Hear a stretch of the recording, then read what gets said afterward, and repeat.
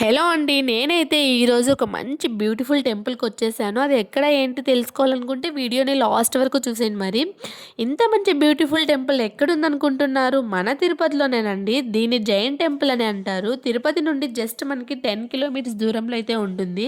లోపల మొత్తం పాలరాయితో అయితే కన్‌స్ట్రక్షన్ చేసుంటారు. చూడడానికి చాలా అంటే చాలా సూపర్‌గా అండ్ ప్లెజెంట్‌గా ఉంటుంది. ఇక్కడ 2 టెంపుల్స్ ఉన్నాయి. బుద్ధుడు స్వామి అండ్ నరసింహస్వామి.